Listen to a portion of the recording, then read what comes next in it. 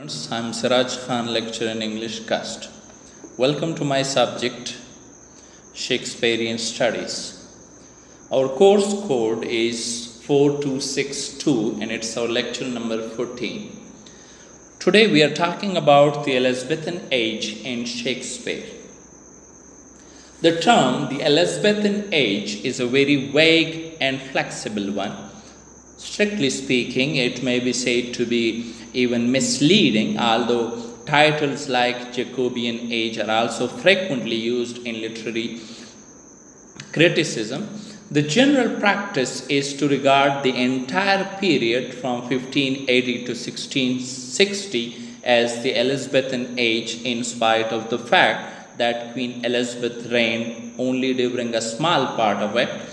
If we were to adhere strictly to historical dates, then the only two writers who are really and completely Elizabethan are Marlowe and Spenser. Yet, in spirit, the work of writers like Milton and Browne is akin to that of the Elizabethans, and they are therefore referred to as Elizabethan writers. As Sainsbury reminds us, all the seed of the whole period called Elizabethan was sown, and not a little of it had come up. Before the Queen's death,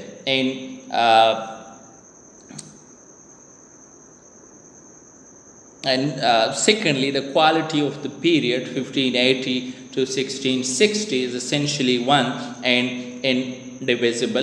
This usage has the advantage of keeping both sets of facts in view, and especially of directing attention to the characteristics of the first generation of the period, the generation which, as typified by Spenser, ended in little before the last days of Elizabeth's own life closed.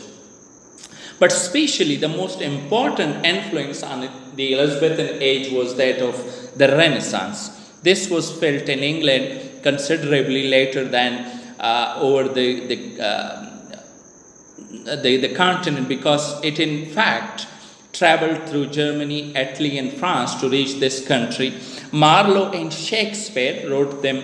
The impact of the Renaissance was at its height, and the same is true of Spenser insofar as poetry is concerned. The most important aspect of the Renaissance was the liberation of the human spirit from the bending restraints of the Middle Ages. Wonder and curiosity, which are the essentials of Romanticism, were reawakened. There was a keen interest in classical literature to the extent that classical legends became popularly known, and in Shakespeare's plays, even persons from lower life often make allusions to them. The Renaissance was humanistic in its trend, and this humanism is an important characteristic of the literature of the day. The Renaissance had its own code of values. One of them was the concept of justly earned glorious fame, and we find that this is the ideal for which the heroes of Elizabethan literature, whether in prose or drama, strive. The outlines are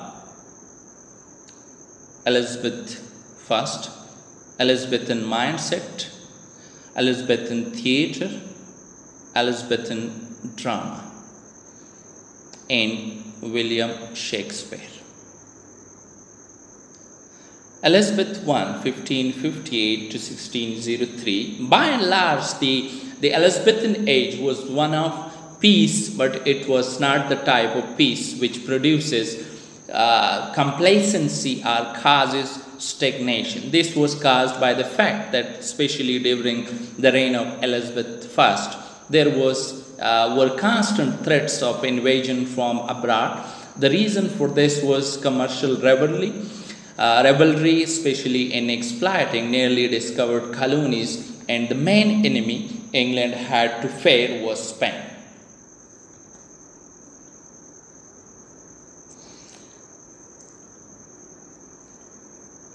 English sea captains were able to blunt the Spanish force by destroying their formidable armada. Later, there was another factor which tended to produce a feeling of insecurity, or at least aroused a fear that anarchy might follow the death of the queen. These fears were, of course, to prove completely unjustified. The Elizabethan age was one in which the nation made great economic strides. Trading settlements were founded abroad, including the famous East India Company. Curiously enough, even the Reformation led to great economic competition by encouraging the idea of thrift and by relating worldly prosperity to divine favor. One of the embittering phenomena of the age was the rise of Puritanism, especially in its fanatic and often hypocritical form. Satire at the expense of the Puritans is a recurrent feature of Elizabethan literature. This was a political view of the Elizabethan age. England during this period had a centralized, well organized, and effective court.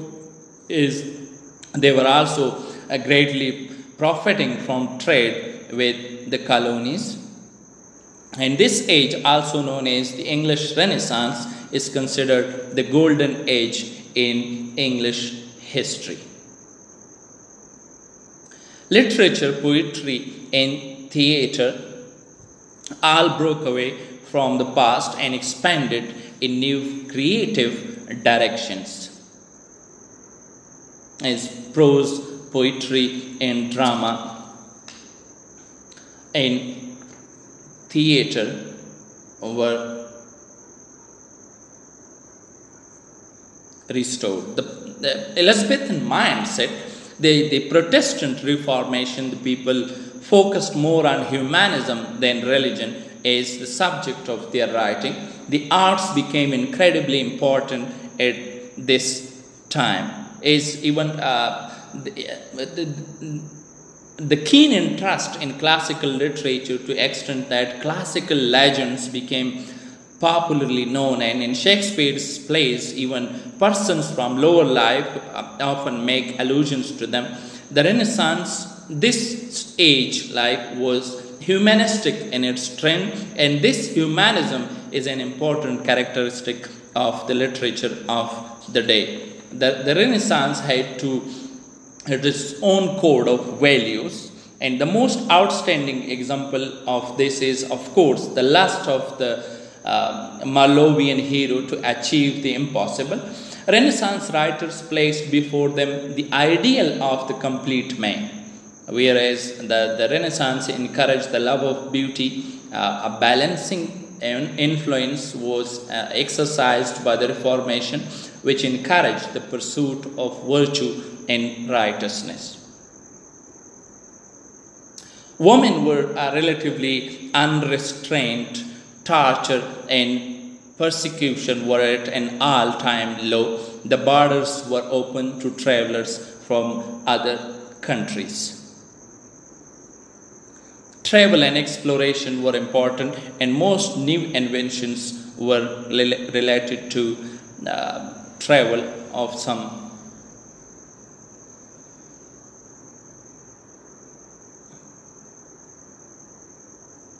sort. But during the Renaissance period, or the Elizabethan period, as it is popularly called, the most memorable achievement in literature was in the field of drama, especially prose.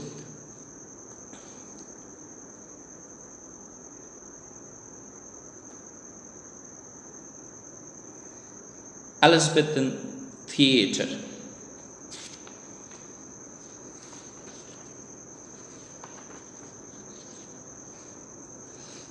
Mystery plays, complex retellings of legends formed from biblical stories. When drama first rose in England, sometimes in the Middle Ages, plays were generally performed in public places like country yards of inns, courtyards of inns. The first buildings specifically designed for dramatic performances came up in 1576. and it was known as the theatre. It was a royal prerogative to grant a charter to perform a play, but usually permission was not granted for performance of plays within the city limits, and that is why playhouses were erected outside the city limits across the Thames. In Shakespeare's time, there were probably not more than 5 public theatres in the land, all in London, and they were built according to the design of the inn yards of the period, which had been found marvelously convenient places for the presentation of plays. The theatre was circular or octagonal in shape. The main part of the auditorium was the large round pit open to the sky, in which the poorer people stood, the groundlings. Encircling this round the walls were 3 balconies covered on top, but not in front like the stands on a football ground, and containing seats. The price of admission to the pit was 1 penny, and balcony seats ranged from 2 pence to 2 shillings and 6 pence according to their position. The Elizabethan stage was large. It jutted far into the pit and did not have scenery. Stage properties were few, and the most elementary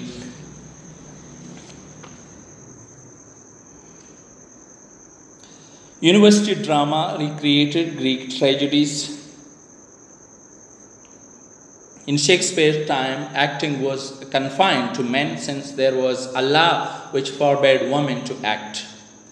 The costumes, for the most part, characters appeared in the fashionable dress of the day and made little attempt to make their costume conform to the period being depicted in the play. However, they were often extremely lavish, and it might cost the actor playing the part of a king or prince quite a fortune to have his costume, which often belonged to him, prepared.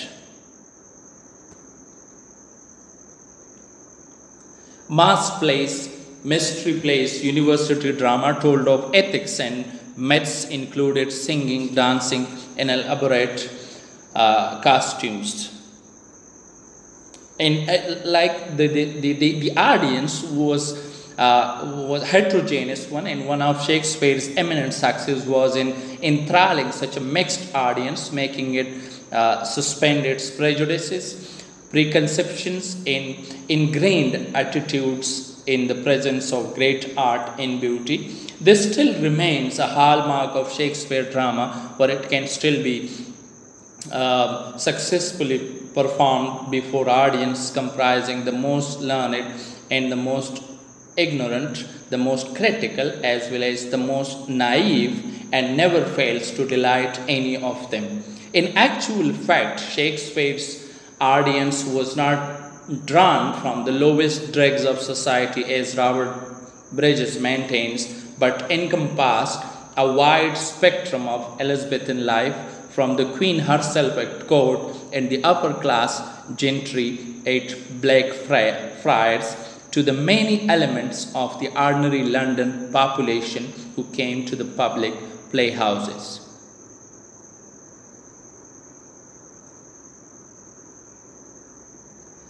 Tour troops, groups of professional players who traveled to perform, and they were founded by wealthy patrons, and these groups were first seen as vagabonds, and the law tried to make them stop performing, but they became immensely popular. The miracle plays en masse died out.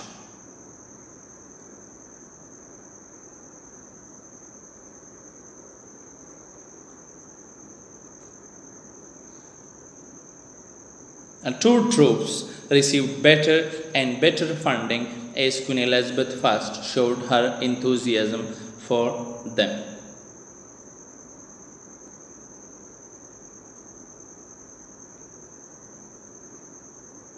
Elizabethan drama.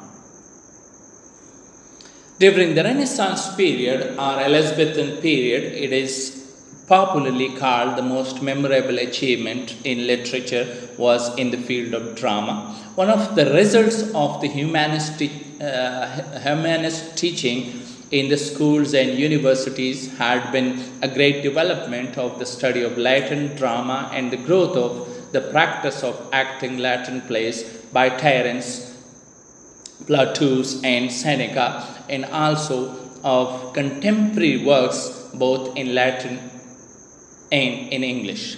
These performances were the work of amateur actors, schoolboys, or students of the universities and the Inns of Court, and were often given in honor of the visits of royal persons or ambassadors. Their significance lies in the fact that they brought the educated classes into touch with a much more highly developed kind of drama than the older English play. About the middle of the 16th century, some academic writers made attempts to write original plays in English on the Latin model. The three important plays of this type are Nicholas Odell's Ralph Deister, John Still's Girton's Needle, and Thomas Sackville's Garbodok are Pharex and Porrex. The first two are comedies and last one a tragedy. All these plays are monotonous and do not possess much literary merit. The second period of Elizabethan drama was dominated by the university wits, a professional set of literary men of these little constellations. Marlowe was the central sun, and round him revolved as minor stars Lily, 1554-1606, George Peele, 1558-1597, Thomas Kate in 1558-1595, and Robert Greene, 1560-1592. Christopher Marlowe, 1564-1593.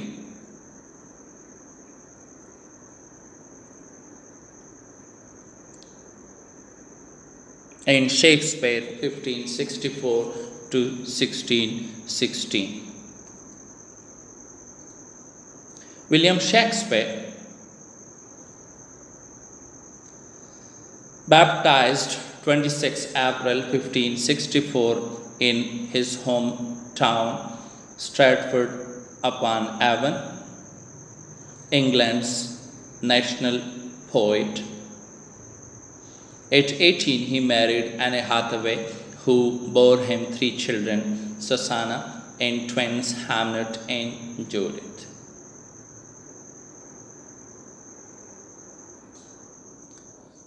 While in his 20s, Shakespeare lived in London and was a successful actor, writer, and part owner of a playing company called the Lord Chamberlain's Men, later known as the King's Men. His early plays were comedies and histories. His later plays were mostly tragedies. His final works were tragic comedies or romances like The Tempest.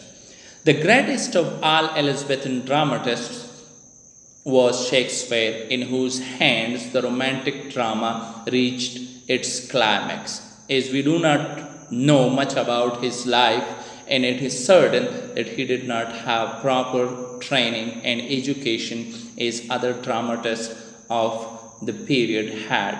His stupendous achievements are an enigma to all scholars up to the present day.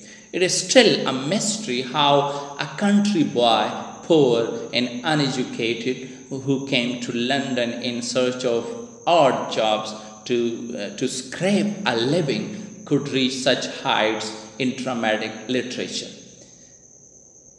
Endowed with a marvelous imaginative and creative mind, he could put new life into old familiar stories and make them glow with deepest thoughts and tenderest feelings.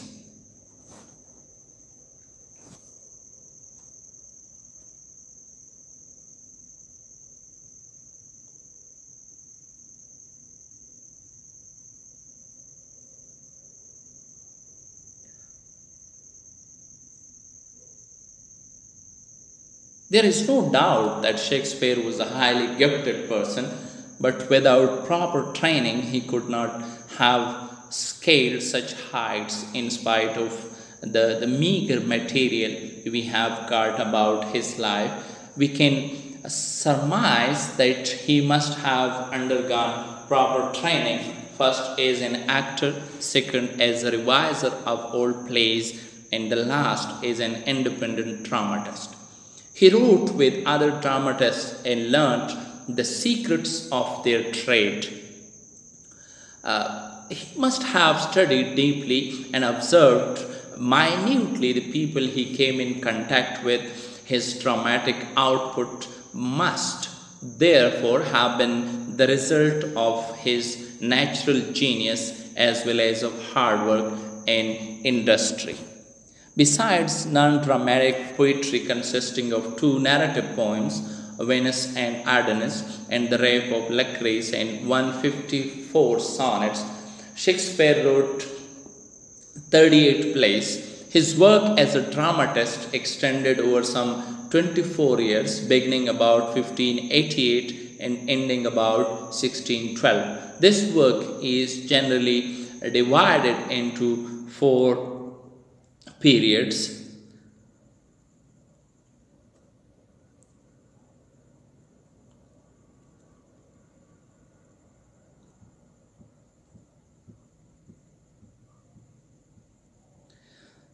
First, this was the period 1577 to 93. This was the period of early experimental work. To this period belong the revision of old plays as the three parts of Henry VI and Titus Andronicus. His first comedies like Love's Level Last, The Two Gentlemen of Verona, The Comedy of Errors, and A Midsummer Night's Dream. His first chronicle play, Richard III, a youthful tragedy, Romeo and Juliet.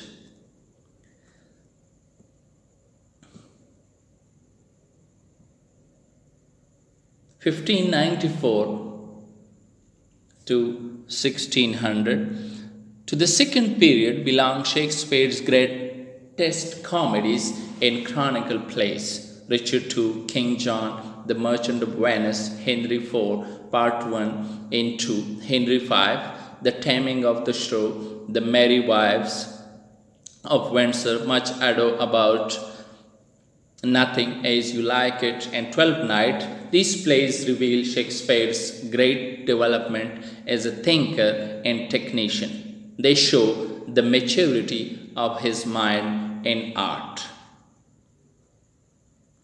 To the third period, 1601 to 1608, Shakespeare's greatest tragedies and somber or better comedies. This is his peak period, characterized by the highest development of his thought and expression. He is more concerned with the darker side of human experience and its destructive passions. Even in comedies, the tone is grave and there is a greater emphasis on evil. The play of this period are Julius Caesar, Hamlet, All's Well That Ends Well, Measure for Measure, Troilus and Cressida, Othello, King Lear, Macbeth, Antony and Cleopatra, Coriolanus and Timon of Athens.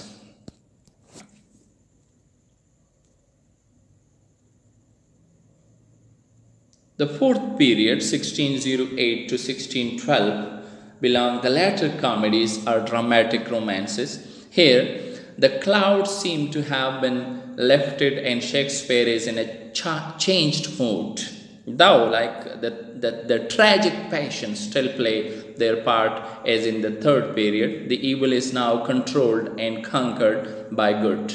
The tone of the play is gracious and tender, and there is a decline in the power of expression and thought. The plays written during this period are Cymbeline, The Tempest, and The Winter's Tale, which were completely written in collaboration with some other dramatists.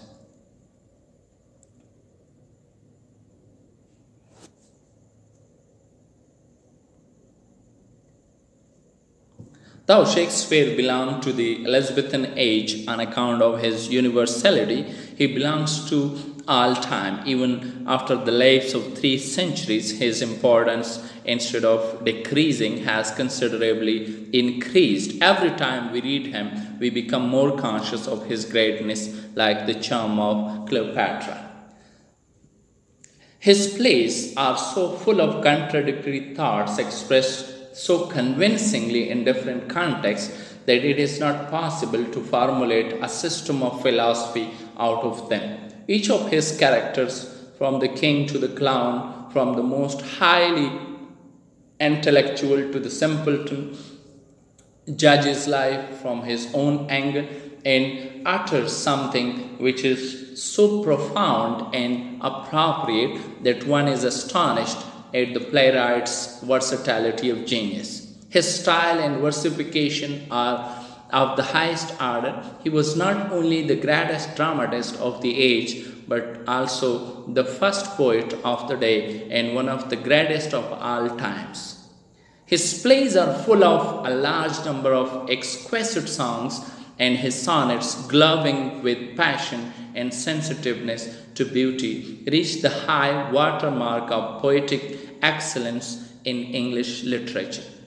In his plays, there is a fine commingling of dramatic and lyric elements. Words and images seem to flow from his brain spontaneously, and they are clothed in a style which can be called perfect.